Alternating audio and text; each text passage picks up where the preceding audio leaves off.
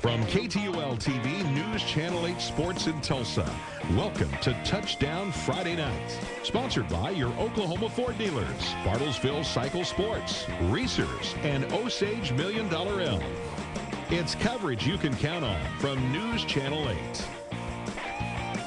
All right, welcome to week 5 of the high school football season. District play already in full swing. Thanks to last week's big upset by the Bishop Kelley Comets, Class 5A, all up for grabs. The new #1 Comets on the road tonight against Bixby. That is our game of the week. That's where we find Chris Lincoln. He's been there all night, got a little chilly. Chris, how did this bad boy wrap up? Well, Ruben, it was a wild one. It was a tough one, a low-scoring one. Quite a bit of highlights as well. Let's take a look. Key game in 5A District 3. Here come the Bixby Spartans, 2-2, ranked number 9 in the state. They take on the #1 team in 5A, the Bishop Kelley Comets, undefeated 4-0. Defensive battle in the first half. Bixby's opening drive ends up with a fumble. Michael Nelson fumbling at the Kelley 11-yard line. Kelley's Justin Turner recovers. Kelley on a drive now. Key 10-yard pass here on a 4th and 5 play. Jack Cameron to Joe Dowdell. Then the same two team up on this pass from 5 plays later for a 5-yard touchdown. Kelley takes the lead 7-0 over Bixby in the first quarter. Second quarter now. Bixby's Kevin Lamb, number 8, with a long pass to Adam Grindstead. Makes some nice moves. He'll take it all the way down to the 4-yard line. First and goal, Bixby. Then on 4th and goal from the 1-yard line, Kevin Lamb keeps it himself. The quarterback sneaks in. We're tied 7-7. That's at the half. In the third quarter, Kelley recovers another Bixby fumble, this time at the Bixby 38-yard line. This led to this 9-yard touchdown pass.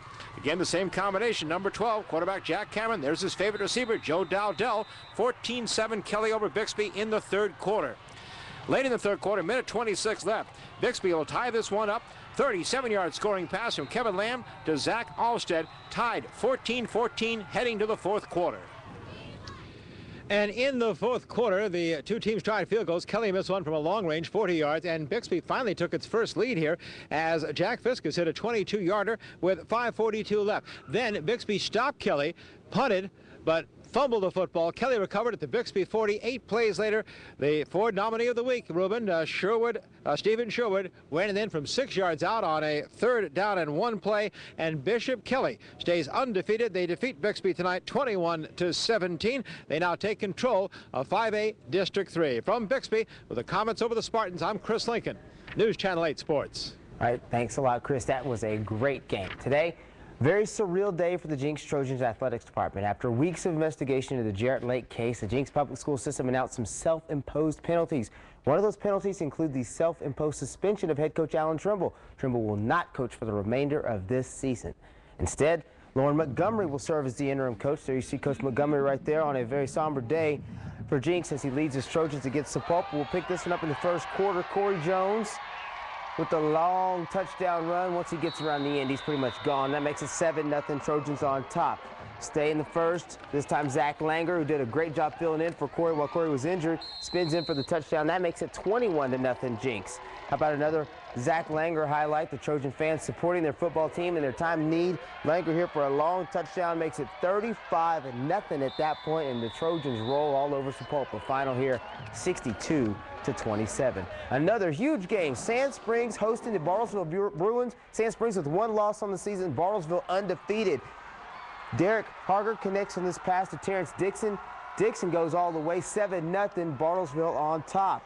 Bartlesville comes charging right back, though. Kirby Schonthaler, I'm going to have to practice his name, unleashes a nice pass to Trevor Mall. That puts him close.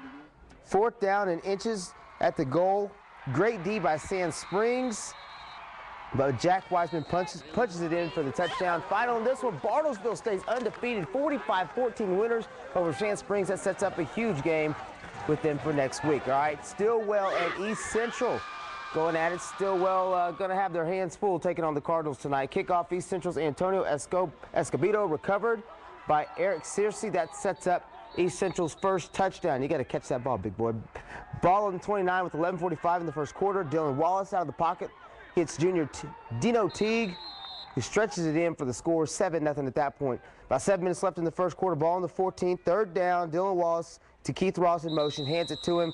That's another touchdown. Final in this one, East Central all over them, 66-14. Some more scores to pass along to you. Broken Arrow, big winners over Muskogee, 36-6, the final count in that one. And Fort Gibson loses to Wagner. Prince McJunkins and company handling some business, 37-14 the final there. Memorial and Claremore in an overtime game. Claremore gets a 1-point win over Memorial. And check out the score of the Booker T Miami game. That is not a misprint. 90-0 with a running clock in the second half. Booker T bouncing back all over Miami.